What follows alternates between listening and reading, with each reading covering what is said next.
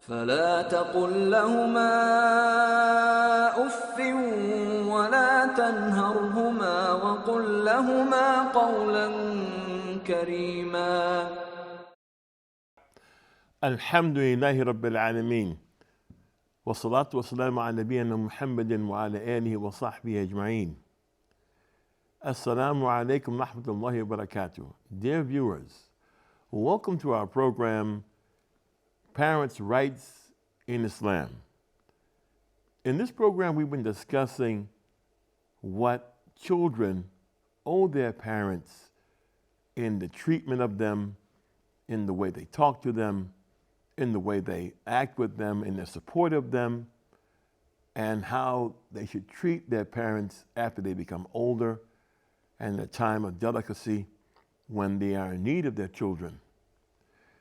Being good to parents is one of the greatest and most important obligations found in the Deen of Islam, the religion of Islam. And Deen, dear viewers, is that path that people hold on to, that they cling to, the Deen of Islam. It is part of clear instructions, being good to parents. Parents' rights are part of clear instructions Allah has sent down to human beings in the way they must treat each other and the rights that are due to everyone who has rights. There's no guesswork. The scripture of Islam, the Quran, is clear. It gives full details about human rights, who should receive these rights, and how much of it they should receive during their lives. And as we'll see in the program, in the case of parents, what rights do they have after they die? The Book of Allah is clear about the details of rights between spouses, the rights between parents, the rights of their offspring, the rights of orphans, and the rights of every other person who has rights, the rights of their relatives, the rights of brothers and sisters, and the rights of the ikhwah, and the rights of brotherhood. The legislation sent down by Allah is justice, and it commands justice. Among the verses that illustrate the comprehensive command of Allah subhanahu wa ta'ala to give rights to His creation is the following. أعوذ بالله من الشيطان الرجيم واعبدوا الله ولا تشركوا به شيئا وبالوالدين إحسانا وذي القربى واليتامى والمساكين وجار ذي القربى وجار ذي الجنب وصاحب الجنب وابن السبيل وما ملكت أيمانكم إن الله ليحب من كان مختالا فخورا. Translated to mean, worship Allah and join none with Him in worship, and do good to your parents and your near relatives and the orphans and the poor and your neighbors and your near kin who is a stranger, and your near kin and the neighbor who is a stranger and the companion by your side and the wayfarer who you meet and those who you have your right hand possess. Verily, Allah does not like such that are proud and boastful. And this is found in Surah An-Nisa. And He, the Most High, says, قُلْ تَعَالُوا أَتْلُوا مَا حَرَّمَ رَبُّكُمْ عَلَيْكُمْ أَلَا تُشْرِكُوا بِهِ شَيْئًا وَبِالْوَالِدَيْنِ إِحْسَانًا وَلَا تَقْتُلُوا أَوْلَادَكُمْ مِنْ إِمْلَاقٍ نَحْنُ نرزقكم وإياهم ولا تقربوا الفواحش ما ظهر منها وما بطن ولا تقتلوا النفس التي حرم الله إلا بالحق ذلكم وصاكم به لعلكم تعقلون. Say, meaning Muhammad sallallahu alaihi wasallam, come, I will recite what your Lord has prohibited you from. Join not anything in worship with Him, meaning Allah. Be good and dutiful to your parents. Do not kill your children because of poverty. We provide sustenance for you and for them. And don't come near to fawahish, and this is shameful sins and illegal intimacy between men and women, etc. Islam tells us not to do those things. whether committed openly or secretly. And do not kill anyone who Allah has forbidden, except for a just cause according to Islamic law. This He has commanded you that you may understand. And this is found in Surah Al-An'am, Surah number 6, verse 151.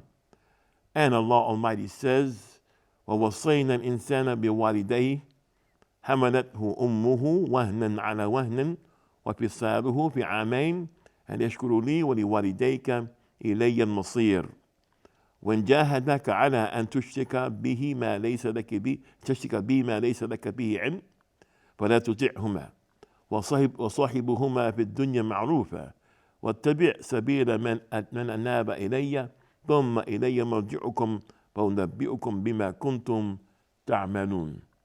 And we have enjoined upon human beings to be dutiful and good to his parents. His mother bore him in weakness and hardship upon weakness and hardship, and his weaning is in 2 years. Give thanks to me, meaning Allah, and to your parents. Unto me is the final destination. But if they both strive with you to make you join in worship with me others, that of which you have no knowledge, then do not obey them. But behave with them in the world kindly, and follow the path of him who turns to me in repentance and in obedience. Then thank me. To me will be your return, and I shall tell you what you used to do. And this is found in Surah Luqman, Surah number 31, verses 14 and 15.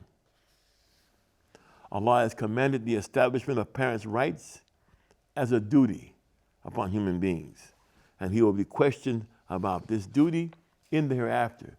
Did he fulfill this responsibility, or did he neglect it? Allah pairs the rights that are due to parents along with the rights that are due to him, subhanahu wa ta'ala. Allah says in this great book, the Quran, the following: وَقَضَى رَبُّكَ أَلَا تَعْبُدُوا إِلَّا إِيَّاهُ وَبِالْوَالِدَيْنِ إِحْسَانًا. And your Lord has decreed that you worship none but him, first right, the right of Allah, and that you be dutiful to your parents. Then their kindness comes next.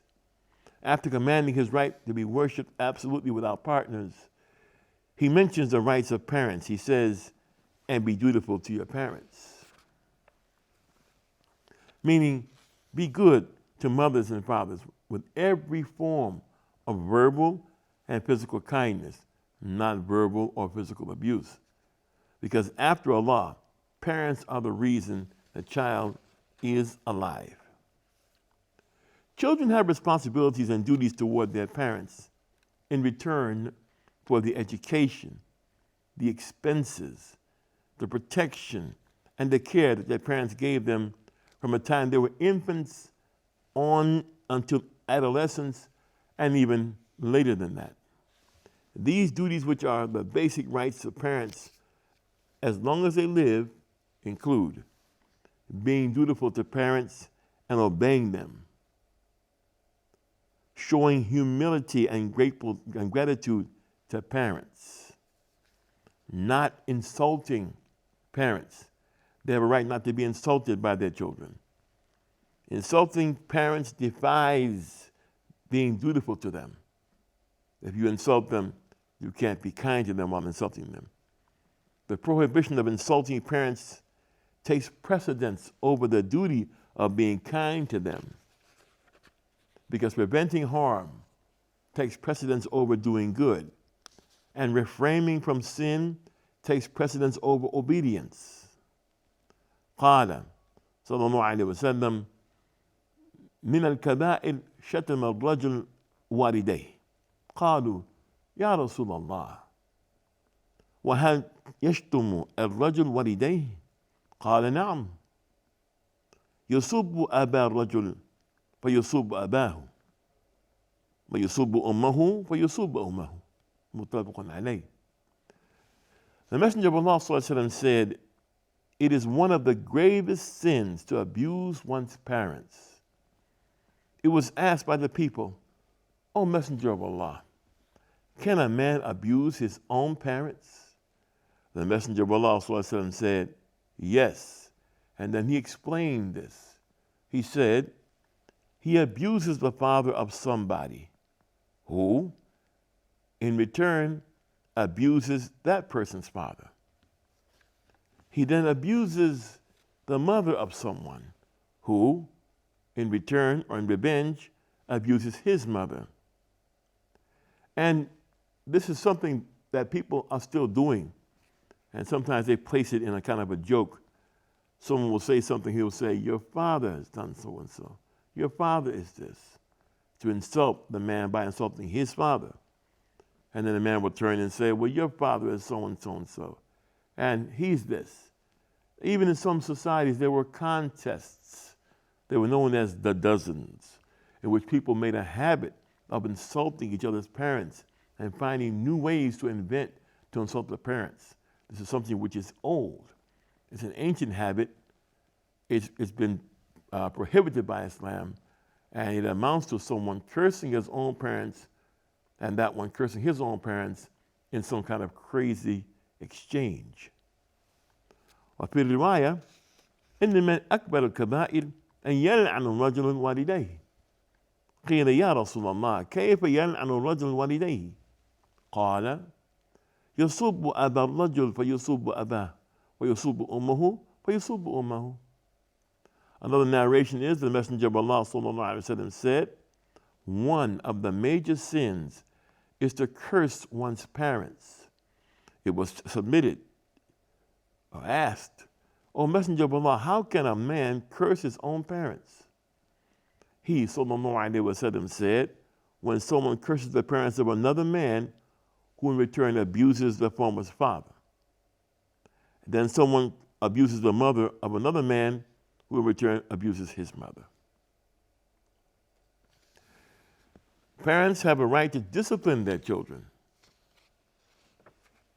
So they have a right to expect to be respected, to be honored, to be cared for, even financially.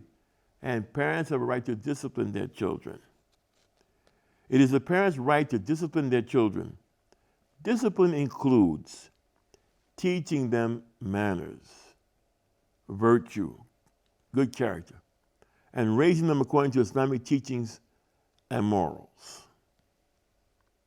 And there's one athar, a narration that says that the best gift the father can give to his child is good manners. عقوق الوالدين من كبائر الذنوب ومن محرمات عظيمة الواجب حذر منه. Showing disrespect to parents is prohibited by Islamic law. It's a major sin. Muslims must avoid that kind of behavior. It's called عقوق الوالدين. وقد ثبت عن رسول الله صلى الله عليه وسلم أنه قال إن الله حرم عليكم عقوق الأمهات. وقال عليه الصلاة والسلام ألا أنبئكم بأكبر الكبائر؟ قلنا بلى يا رسول الله. قال الإشراك بالله وعقوق الوالدين. وكان متكئا فجلس فقال ألا وقول الزور ألا وشهادة الزور متفق على صحته. It is authentically narrated that the Messenger of Allah sallallahu alaihi wasallam said, Allah has made it prohibited for you to be disrespectful, show undutiful behavior to your mothers. He also said, shall I not inform you of the biggest of the great sins? We said, yes, O Allah's Messenger. He said, may Allah grant him peace and raise his rank. He said to join partners in worship with Allah, to be undutiful to one's parents. The Prophet ﷺ sat up after he had been reclining and added, and I warn you against giving forged statements and a false witness. I warn you against giving a forged statement and a false witness. And the Prophet kept on saying that warning until we thought he would not stop. And Allah subhanahu wa ta'ala says in his kitab, the Quran, وَقَضَى رَبُّكَ أَلَا تَعْبُدُوا إِلَّا إِيَّاهُ وَبِالْوَالِدَيْنِ إِحْسَانًا إِمَّا يَبْلُغَنَّكَ عِندَكَ الْكِبَرَ أَحَدُهُمَا أَوْ كِلَاهُمَا فلا تقل لهما أف ولا تنهرهما وقل لهما قولا كريما واخفض لهما جناح الذل من الرحمة وقل ربي ارحمهما كما ربياني صغيرا. And Allah says in His book, and your Lord has decreed that you worship none but Him, and that you be dutiful to your parents. And if one of them or both of them attain old age in your life, do not say to them a word of disrespect, nor shout at them, but address them in terms of honor, and lower unto them the wing of submission and humility through mercy, and say, my Lord, bestow on them your mercy as it did bring me up when I was small. Some societies, dear viewers, now have a strong culture that views older generation of people as a burden upon them. Nursing homes have become the staple for the older generation, and some children look for alternative means for caring for their parents, such as assisted living. Fortunately, Islam came with a strong stance on caring for the old, which can be found throughout the Quran and the Sunnah. In the book Al-Adab al-Mufrad, there's a narration that states, and Ashari said, part of respect for Allah is to show respect for an old Muslim. Islam highlights the importance of caring for the old, and that this is to be done as a means of attempting to repay the countless hours spent serving in the growth of the child. As Allah says in the Quran, your Lord has commanded that you worship none but Him, and that you be kind to your parents. If one of them or both of them reach old age with you, do not say to them a word of disrespect or scold them, but say a generous word to them. Be kind to the older people. Be kind to your older people. The light in the room belongs to them. The most experience in the room is with them. Barakallahu feekum. More about this in the next episode, inshallah. I'm Talib Abdullah for the Sharjah Broadcasting Authority. Thank you for the privilege of your time.